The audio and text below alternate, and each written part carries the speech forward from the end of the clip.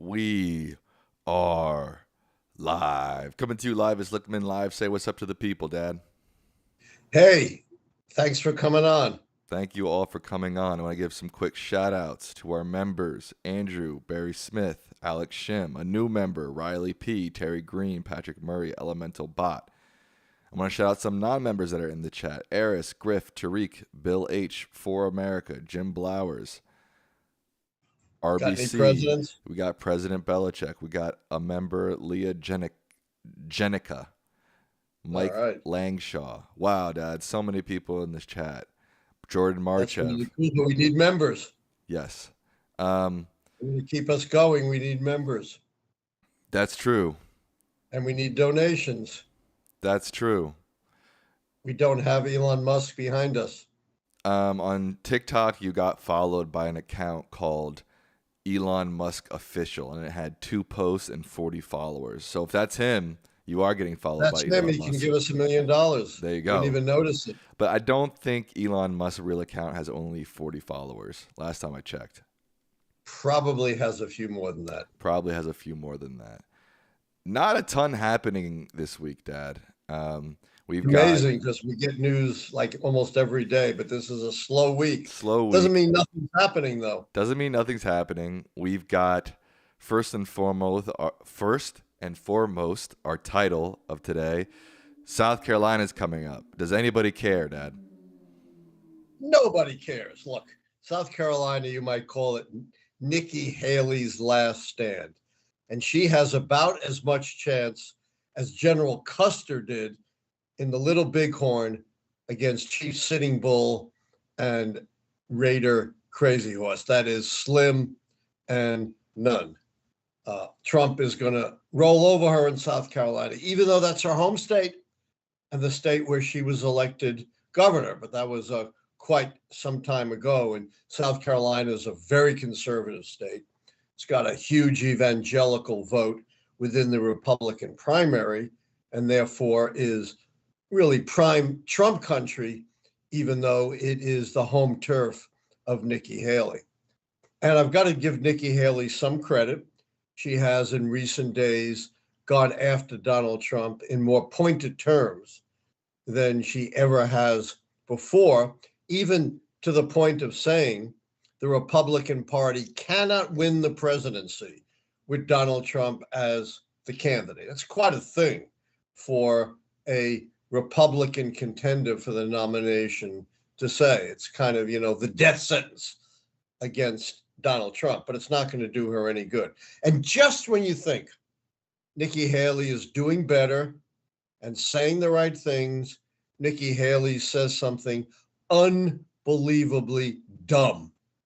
Remember when she said, it wasn't this slavery that caused civil rights. It was some dispute over states' rights, which is absolute nonsense. What did she say that was dumb this time, Dad?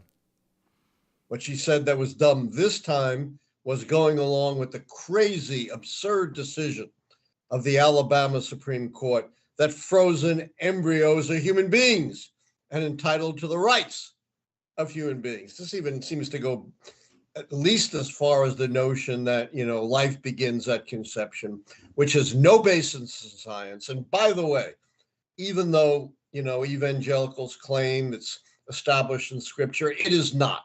There is absolutely no basis in scripture and basis for believing the opposite, that life begins at conception. This places an enormous burden. Kiko agrees with me. Your dog is chiming right in here. Come here.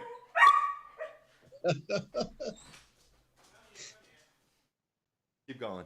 This places an enormous burden on women who want in vitro fertilization. And, hundreds of thousands of women have benefited from that across the country. And now Alabama is saying, no way, no way you can create these frozen embryos, because if you kill any one of them, you're going to have to extinguish some of them. I don't even call it killing. That's going to be equivalent to murder. It's absolutely crazy. It has no basis in science, no basis in common sense, and no basis in scripture. It's just part of the right program to do whatever they possibly can to control women. And here is Nikki Haley agreeing with that. How dumb can you get? You want to be the smart alternative to Donald Trump. You want to be kind of the middle of the road, reasonable, rational alternative to Donald Trump. And time and again, you keep saying unbelievably dumb things. So not only is Nikki Haley going to lose South Carolina, lose the nomination, but I have to say, given the number of dumb things she has said on significant matters of real consequence, good riddance. Wow. Now, there are other things happening. What else is on your mind, Dad? Well, what's on my mind is something very sad that's happened in Russia. The death of Alexei Navalny, the major critic, Democratic critic to Vladimir Putin, the murderous thug. And by the way, another Putin critic was murdered outside of Russia shortly after that. You know, Vladimir Putin has left a bloody trail of the murders of political opponents over a long period of time. And responsible politicians have denounced the death of Navalny, which is clearly blood on the hands of Putin. He died in Putin's prison. There was no sign that he died of natural causes. And as I said, this is a common pattern. This is business as usual. Wipe out your political opponents for the murderous dictator Vladimir Putin.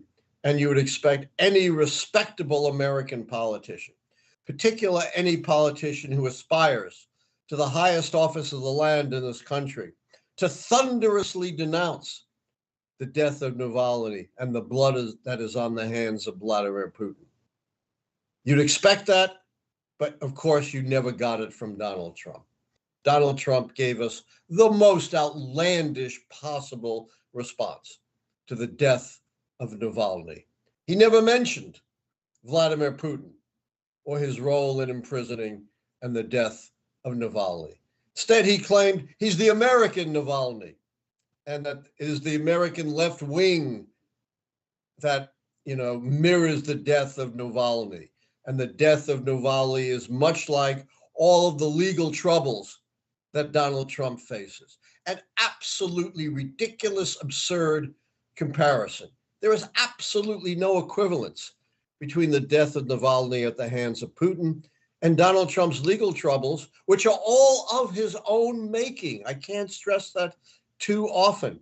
Donald Trump has lost time and again in court, not because the system is biased against him, not because people are, trying to get him, but because of his own irresponsible, unethical, and I believe illegal actions. To believe Donald Trump, there would have to be this vast conspiracy across the country that's responsible for shuttering Trump University, shuttering the Trump Foundation, finding the Trump Organization criminally liable for tax fraud, finding that Trump sexually abused E. Jean Carroll and then defamed her, finding that Donald Trump grossly falsified his real estate holdings and used it to get favorable terms in the loan.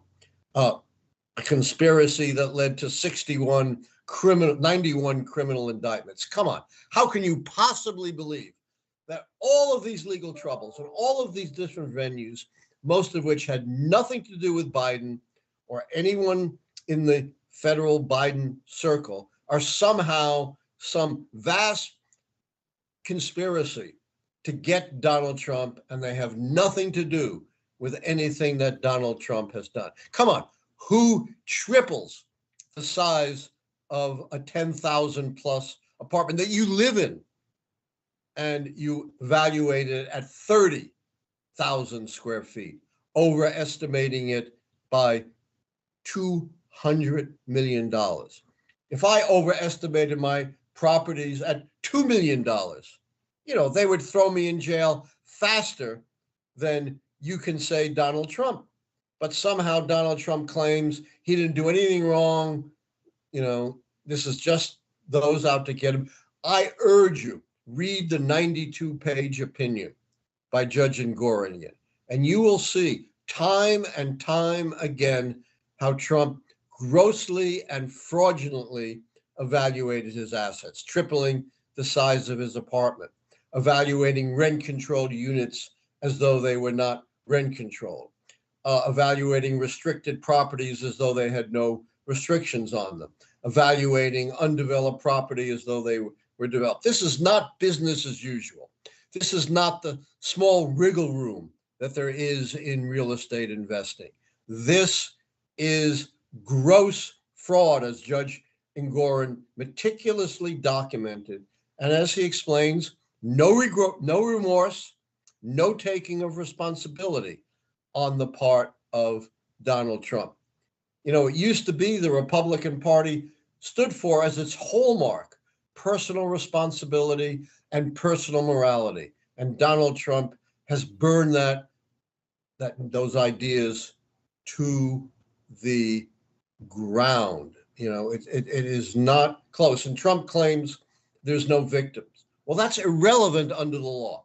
If you're driving 100 miles an hour, drunk to the skies in a 50-mile-an-hour zone, you are liable even though you didn't hit anyone, even though there is no victim, because the state has an interest in keeping its highways safe. If you commit gross fraud, gross manipulation of your real estate values, even if there isn't a victim, it doesn't matter. Under the statute, under the law, you're still liable because the state has an interest in keeping the marketplace free of the kind of gross fraud that Donald Trump has committed. Plus, there are clearly victims here. Maybe these loan officers were blinded at Deutsche Bank and wanted to do business with Donald Trump. But the sweetheart deal that they gave him has victims, the shareholders in Deutsche Bank. Donald Trump's fraudulent evaluations, overstating for purposes of getting loans, understating for taxes, has victims in the taxpayers of New York. The taxpayers have to make up for what Donald Trump isn't paying. So it doesn't matter whether there are victims or not, but clearly they are victims in this case. The other big news, of course, Donald Trump's going on trial, March 25th. They call it the hush money trial because he paid hush money to a porn star, Stormy Daniels, right before the election. And if you believe that Donald Trump would pay out of his own pocket $130,000 for someone who was lying about having an affair with him when there was no affair, then I have a big bridge in my hometown of Brooklyn that I want to sell to you. But the crime that he's being accused of, that's coming to trial in a month, is not paying hush money. It's defrauding the American public by deceiving that as though it was a business expense. Yeah, we talked a lot about that last week. But wow, you just went in on Trump, Dad. I think I'm sorry to do that. No, it's okay. People are just, of course he deserves it.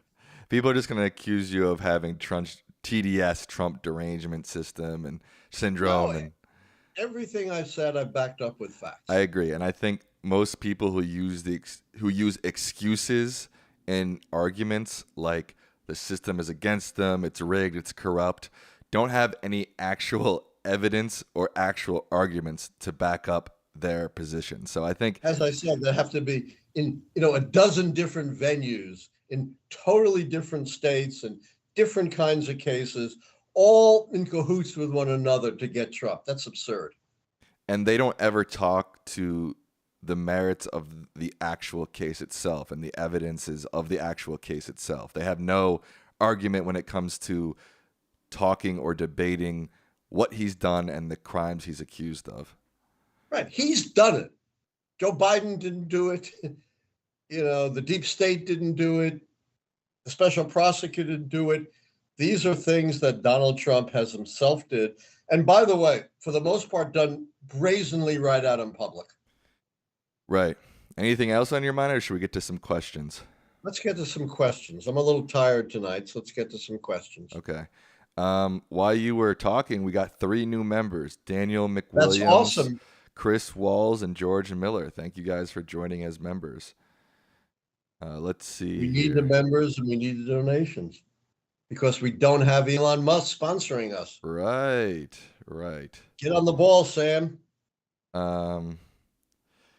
President Belichick President Belichick too says, "What about the informant being a Russian stooge?" Do you want to talk to that, Dad? Oh, yeah, that's a really important issue. Is President Belichick a member? Yes, member President All right, Belichick. President. Always glad to have our presidents as members. This is huge, and I should have talked about it before, but I'm glad our president brought it up. So, the centerpiece of the Republican case against Donald Trump was the testimony of this informant by the name Smirnoff, who claimed that Joe and Hunter Biden were bribed by this, I'm not sure how to pronounce it, by this Ukrainian energy company, Burisma, not to prosecute them. Well, it turns out not only was his testimony, and this was the centerpiece, Sean Hannity mentioned it 85 times. Jim Jordan, the head of the Judiciary Committee, the Republican, said it was the smoking gun. Well, it turns out it was the dud gun, the gun that didn't fire, not the smoking gun. It was all made up. It was all fabricated.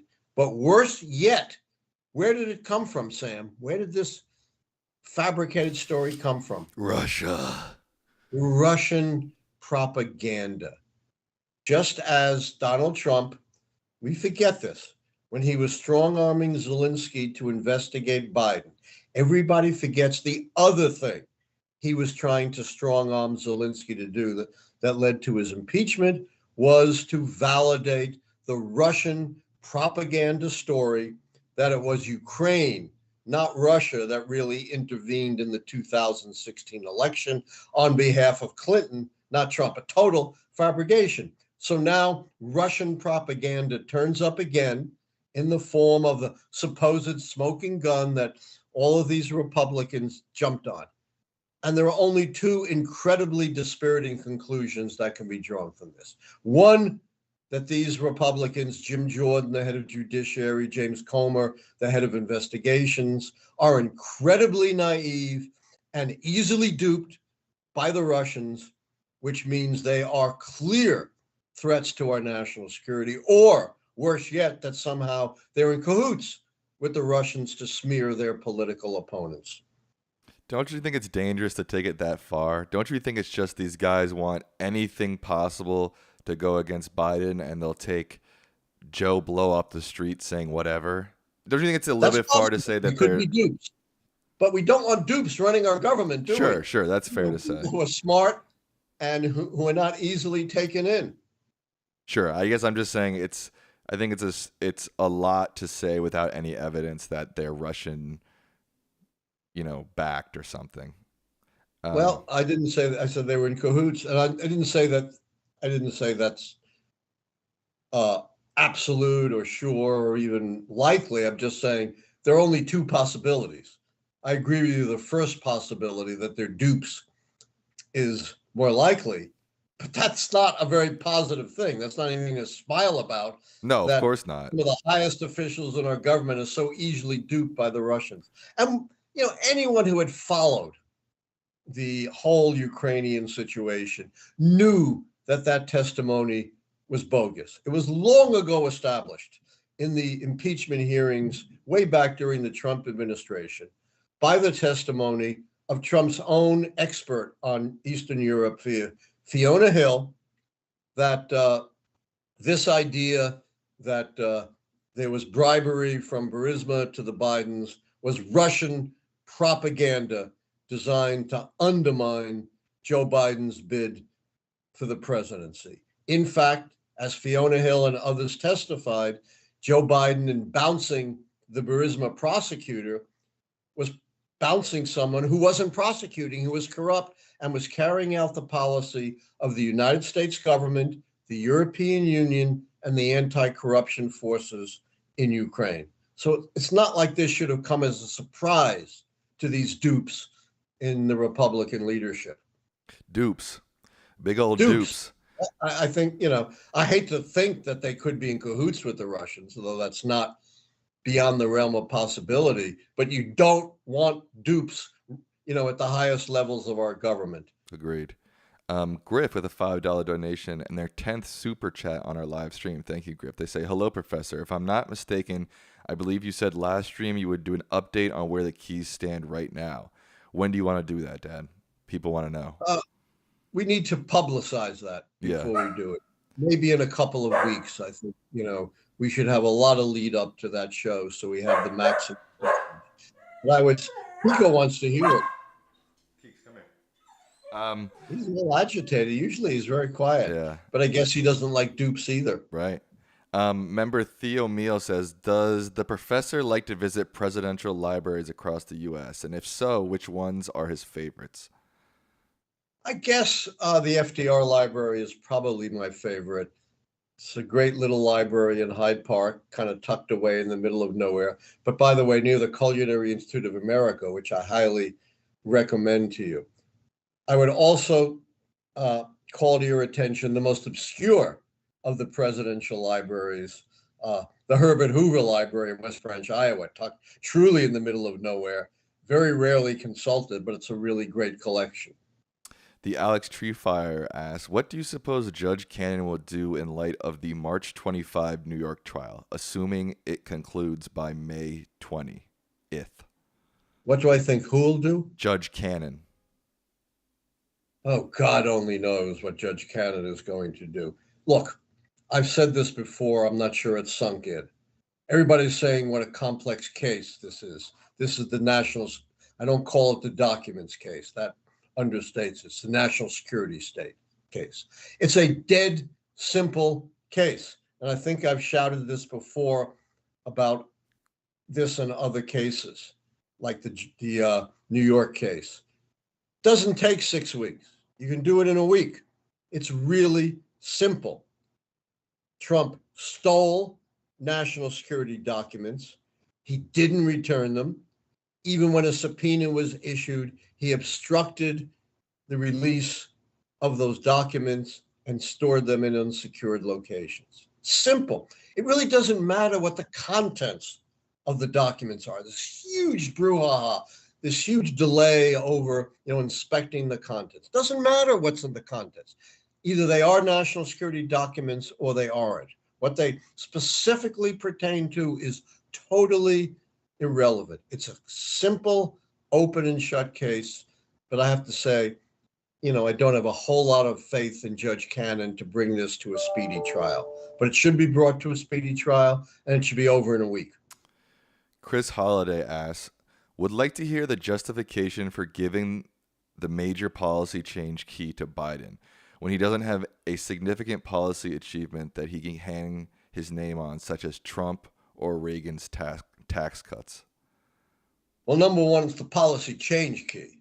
And clearly he has enormously changed policy from Donald Trump, if nothing else, through executive orders on immigration and the environment, through his executive order reestablishing the United States in the Paris Accords on climate change. And he does have significant legislative accomplishments that mark major changes from Trump. The big stimulus bill, the first gun control bill of any kind since the 1990s, the bill on establishing a chips industry in the United States, and of course his biggest accomplishment, which was passed without any Republican support, his tax and climate change bill.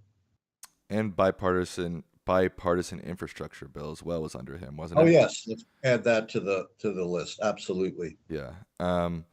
Derek Taylor says, your favorite pollster, Nate Silver, says that Biden should not run again now. What do you think about that, Dad? What's your response to Nate Silver? Well, Nate Silver was wrong in 2016 when the chips are on the line, and he's wrong again because he's nothing more than a clerk. He doesn't have an understanding of how presidential elections really work. He doesn't have a system. He just reads the polls like everybody else and draws conclusions from the polls. He doesn't understand the 13 keys, which indicate that Biden wins the incumbency and contest key. And if he doesn't run, they lose both of those.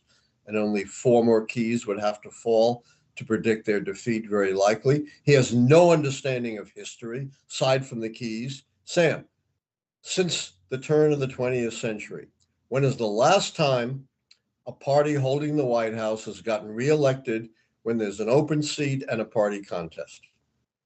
Never. Never. Yes. So this fool wants to create a situation. We have an open seat and a party contest in which the party holding the White House has never won. You know, it is the height of what is inflicted the punditry, the pollsters, the handlers, and that is off the top of their head claims that are not based on either a knowledge of history or an understanding of how American presidential elections actually work. As I said, when I predicted Barack Obama's reelection in 2012 and 2010, I got this 30-page attack from Nate Silver saying, "You can't predict an election this early, you're wrong." And I responded, "You can't because you just compile polls, but I can because my system taps into the structure of how elections really work." Got him. And of course, he was right. Got him. Terry Green asks, if Haley goes with no labels, will it cause a split in the GOP? Absolutely. I don't see Haley getting anything but more than a token number of Democratic votes. Clearly, this would be, a very rare exception where a third party actually represents a split within the challenging party. That would be true if Haley runs no labels or if Donald Trump gets bounced from the Republican nomination because of felony convictions and he decides to run an independent campaign. Very, very insightful question. Theo Meal, I think we've already answered that question in past weeks about SCOTUS and Trump's immunity. Well, the interesting question, it's coming down to the wire. What is SCOTUS going to do? Are they going to let the lower court decision stand? Are they going to take it? And if they take it, what's going to be the schedule? It's going to happen soon. Riley P. says, Professor, what would have happened if Pence refused to certify the votes in 2020? If Pence had refused to certify the votes, it would have been an enormous constitutional crisis, unprecedented in the history of the country. Hard to know. Again, I'm not big on hypotheticals, but the most positive outcome would have been the president pro tem of the Senate. There's precedent for that, taking over and counting the Electoral College votes and normal process taking place. Otherwise, it could have thrown it into the House of Representatives, which would have been an enormous travesty. Patrick Murray asked, question, does America have moral authority? Some claim that we don't because of our racist background or even because of our modern failed wars. Well, this was a big issue during the Cold War. America obviously claimed moral superiority to the Soviets with good reason, but the Soviets countered, how can you claim moral superiority when you have Jim Crow discrimination against African Americans in your own country? And when John F. Kennedy in 1963 drafted the first comprehensive civil rights bill since Reconstruction, since the mid-1800s, he explicitly addressed that issue and said, we cannot claim to be a democracy and to be for human rights when we're a democracy and we're for human rights for everybody but Black people. And so Kennedy didn't live to see it, but the Civil Rights Act of 64 and the Voting Rights Act of 65 went a long way to blunt those arguments. But certainly one can understand challenges to the moral authority of the U.S. because discrimination has not ended. And the United States does not have the greatest record in terms of its interventions abroad or the kinds of regimes that it has supported. But as compared to the authoritarian regimes like Putin's Russia or Xi's China or Kim Jong-un's North Korea or Orban's Hungary, the United States certainly stands morally well above them. And I think there's no reason, especially as Americans, to ask our leaders to try to push things that we find morally good, right? We shouldn't just be like, oh, we have blemishes, we have mistakes, so we should never try to be morally push things that are morally good, right? We should always strive for that. Absolutely. Right. Morality is not something that is an either or. Morality is a process, and we should continue to push that process in the right direction. Mike DeNicola, I think we answered this question. Dad, you want to add anything else about the January 6th trial to the Supreme Court and Trump's appeals, or you think we're good on that? I think we're pretty good at that. I will simply add, I have no inside information. I don't have a system. This is a pure guess. I still think the January 6th trial will take place before the election, and I still think Trump will be convicted. Captain M90s asked, does your prediction factor into a tie in the Electoral College votes and the House decides president? No, it doesn't. We haven't had a tie in the Electoral College vote since 1800, and that was under a very different system before the 12th Amendment, when the president was the first vote getter and the vice president was the second vote getter, and every elector voted twice. So you very easily could have a tie. We haven't had a tie since the 12th Amendment in 1803. Thank you. Could happen, but I don't expect it. Thank you, James Lagruta, for the $10 donation. Mike Langshaw asks, what was one of the keys to the White House in the 80s that you were considering using but decided to leave out in your current 13-key model? There are no keys from the 1980s that I'm considering leaving out in the current model. As I said, every 4 years, someone says to me, got to change your keys. We have an African-American running. That changes everything. I think what he means when you were initially developing the keys, was there a 14th key that you didn't put in the end? There's not a 14th key that I excised. There you go. Chris Walls says, hello, could you discuss your Senate prediction keys you developed with Keilis-Borok? As we previously discussed via email, I've been trying to distinguish which senators are national figures. That's a great question.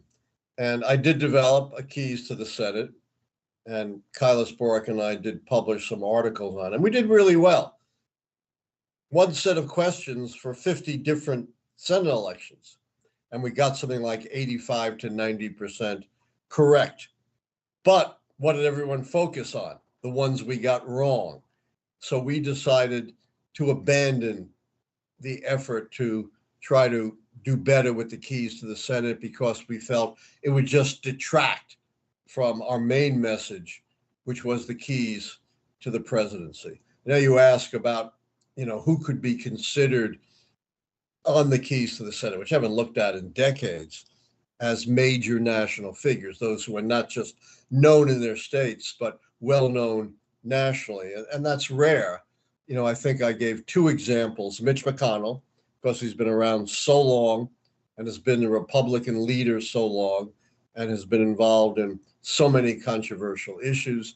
And on the Democratic side, Bernie Sanders, who, made the pretty strong run against Hillary Clinton in 2016 and is still a favorite of the left wing of the Democratic Party. On a recent presidential rankings from many historians, Obama got 7th, Biden got 14th, Reagan got 15th, and Trump got dead last. What do you think about that? I can't really comment about the other rankings. I'd have to look at who was in front of them and who were behind them, but I absolutely agree. I did one of these surveys myself. I really don't like to do them because I think they're kind of bogus. They don't mean much. But I also ranked Donald Trump dead last. So I think that's absolutely fair. We've never had a president who has been such a danger to the future of our democracy and who has threatened the survival of our planet through his, absolutely retrograde environmental policies. Alex Shim asks, Allan, what do you think of the 5 U.S. air carriers being deployed into the Indo-Pacific Ocean? You're going to have to answer that, Sam. You're the FAA guy. I can't answer that. I don't have an answer to that either. I'm sorry, Alex. Michael asks, Professor, would you be able to provide me with some recommendations for books on U.S. history? Just email me. Email him, and Michael. I will absolutely provide you with such books, but let me recommend one of my own books. My favorite book still, even though it's kind of old, and it's pretty comprehensive about U.S. history, and that is White Protestant Nation, The Rise of the American Conservative Movement, that I published in 2008. And more recently, another comprehensive book that I wrote on American history is The Embattled Vote in America, from the founding to the present, which is, I think, around 2018 or so.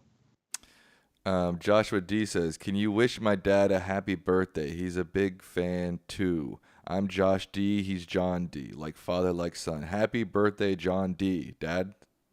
Happy birthday, John D. And my best wishes for many more. And keep watching. HV Bart asks, hi, Professor. I also despised Trump and was really happy when he was indicted in New York, but I accepted that it was a political hit job because even Mitt Romney called it one. Just because Mitt Romney called it one doesn't mean it isn't.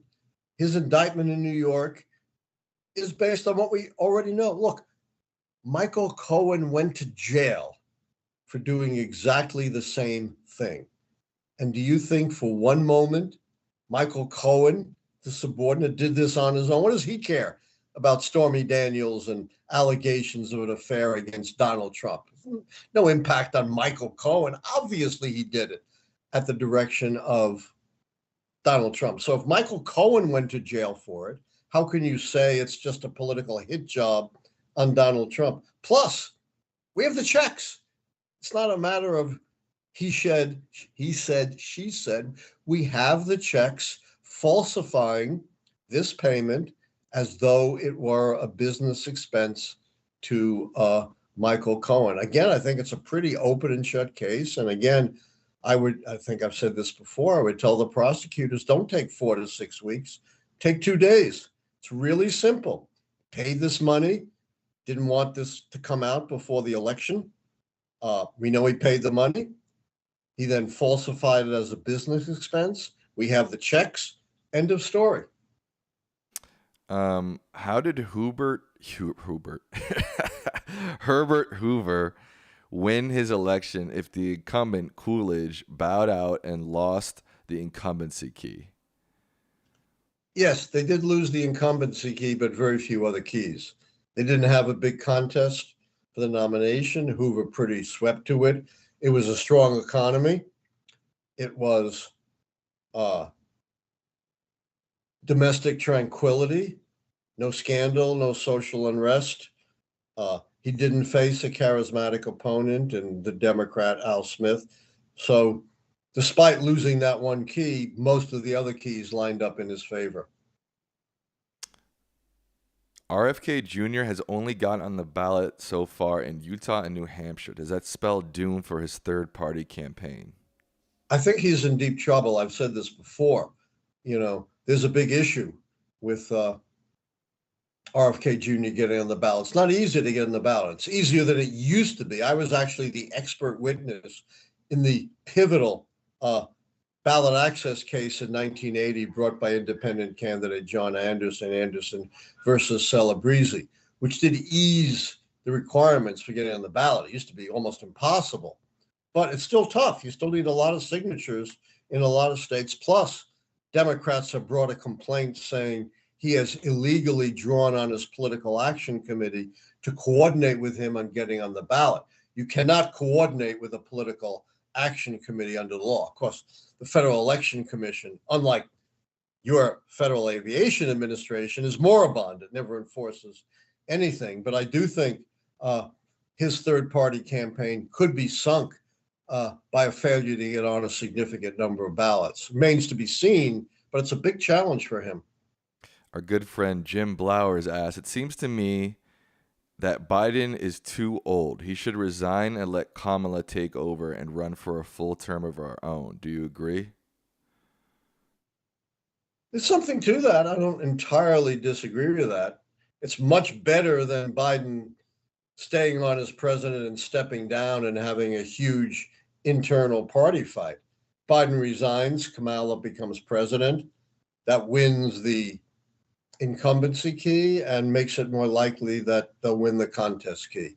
But don't keep wishing on a star for that. Joe Biden, unless he has some huge health crisis over the next few months, he ain't going anywhere. Why did the scandal key affect Gore? He had nothing to do with Lewinsky. It's the incumbent president that the scandal key pertains to, not the party nominee when it's an open seat. Mr. Cheese says, howdy from Clemson University, Professor Lichtman. Curious, do you know any faculty here? I do. My very good friend, Vernon Burton, who is distinguished professor of history at Clemson University. I very strongly recommend him to you. He was one of the leaders, along with myself, on the amicus brief that we filed in the Colorado ballot disqualifying case, looking at the history and meaning of the disqualification clause, Section 3 of the 14th Amendment. Vernon Burton. Good old Vernon, right? Good old Vernon, a good buddy of mine, another old geezer. Was the 1988 election an open seat for the Republican Party? It was open seat, but not an internal party contest. There was really no serious contest to the nomination of Vice President George H.W. Bush. Do you think most of Trump's supporters actually believe his lies? Yes. Here's the thing. We have these, I've talked about this before, in this modern era, people tend to get enclosed in bubbles in which they associate only with like-minded people, and no external information or analyses penetrates the bubble. They don't even consider any debunking of Trump's lies. It doesn't even get to the point where they have to examine them because they're immediately dismissed. It's the deep state, it's Joe Biden, it's the socialists, it's the swamp. We know we don't even have to consider anything contrary to what Trump tells us. It's also the Joe McCarthy syndrome. You know who Joe McCarthy was, Sam? He was the Red Scare guy? The Yes. blacklist guy? Yeah, and he was a big liar, and his Republican allies knew he was a liar. And one of them very prophetically said to him, Joe, we know you're a son of a bitch, but you're our son of a bitch, and we need you. They may believe Trump is a son of a bitch, but they think he's their son of a bitch, and he's standing up for them and protecting them, and they don't care what he does or how he lies. On the topic of Keilis-Borok, what are your thoughts on his work with other scholars to develop indicators to predict economic recessions based on his earthquake prediction algorithm? Yeah, he developed some pretty interesting algorithms, similar but more sophisticated actually to what we did for presidential elections. And he set up a system of alarms based on certain past patterns that would set an alarm for recessions. It wasn't perfect, but it was certainly interesting and worth considering. Of course, he has passed away lo these many years, so we haven't had any chance to update it. Jordan Marchev wants to know, what are your By thoughts? the way, that was a very sophisticated question. Keilis-Borok's models on recessions is not all that well known. Yeah. I'm very impressed with that question. I'm also impressed with that question. Where was I? Jordan Marchev wants to know your opinion of Bernie Sanders. Hey, what can I say bad about another Jewish boy from Brooklyn? He's a little older than me. I didn't know him in Brooklyn. I admire a lot of his ideas. I don't admire his politics. I think he's been, the kind of challenges he's launched against other Democrats have been pretty toxic for the Democratic Party. Okay. What would it take to turn more people Democrat? I'm an ex-Republican who just recently became a Democrat after doing a lot of thinking. Well, I think if more people were thinkers, we probably would have at least certainly more of those opposed to Donald Trump, which would probably incline them towards the Democratic Party. Whenever I think of Trump, I'm always reminded of what Clarence Darrow said to William Jennings Bryan in the famous Scopes monkey trial back in the 1970s. Brian, I don't know what you think about when you do think. And, there's very little thinking that goes on for Donald Trump and his strongest supporters. Nothing he says or done is based upon an evidence, analysis, attempt to grasp the truth. It's all transactional. It's all whatever he thinks will benefit him. That's what he does, and that's what he says. But what I do think, in more direct response to your question, you've heard me say this innumerable times if you followed the show. Democratic messaging in recent years has been abysmal. Nobody knows the incredible accomplishments that Biden has had. Build back better is your message. What is that? Sounds like Legos. The Democrats really need to spruce up their messaging and get across what they stand for and what they've accomplished. You think Build Back Better sounds like Legos? Yeah. Okay. Building things I see. With Legos. Or building blocks like I used to have them when I was a kid before there were Legos. Tom, the things that they built the pyramids on. Right. What I had when I was a kid. Right. Tom with a $10 donation. They say, is there a chance moderate Republicans break from the MAGA wing at some point and form a new political party? Zero. There aren't any moderate Republicans left. This is, a Donald Trump style party. Look at what's going on in the House. Look at this absurd impeachment of the Department of Homeland Security secretary. No high crimes and misdemeanors, policy disputes. Look at how the leadership of the Republicans in the House have been duped, by Russian intelligence. I don't know who these moderate Republicans are anymore. They're gone. The Liz Cheneys, the Adam Kinzingers. Maybe there's a couple left in the Senate, Susan Collins and Mitt Romney, but there ain't nowhere near enough to form a new party. Owen Vidala says, Joe Manchin has decided not to run for president. So where does this leave No Labels? Does the third party key shift in Biden's favor given their inability to run a candidate? It's very good news for Joe Biden that No Labels seems to be the nowhere ticket without a candidate. The, potential to turn the key obviously rests with Robert F. Kennedy Jr. As I said, if his name was Sam Lichtman, he'd be nowhere. But the name does mean something. I'm sick of you saying that, bro. I'm sick of you saying that. All right. I'll say if his name was Sam Jones, he wouldn't be anywhere. Better. Isn't that better? If Biden wins only Wisconsin, Pennsylvania, and Michigan, but loses Nevada, Arizona, and Georgia and Nebraska's 2nd district, we have a tie, 269 to 269. Yes. That could happen. As I said, we haven't had a tie since 1800. And, given the mathematics of it, it would take, as you say, a very specific set of outcomes, which is highly unlikely. If that happens, would not be good news for Joe Biden, because if it goes to the House, every state has one vote. So Alaska counts the same as California. And I believe by a vote or two, Republicans would have a majority. Daniel DeMarcus has asked this question many, many times. Daniel, we've talked about that in past episodes. I'd recommend you go back and see his answer there. Would you predict in advance that Trump is impeached again if he wins like you did in 2016? That's an interesting question. Yeah, I think absolutely there's an excellent chance that Trump gets impeached again because he can't help himself. He doesn't think he ever does anything wrong. He thinks he can do anything he wants. He said that openly.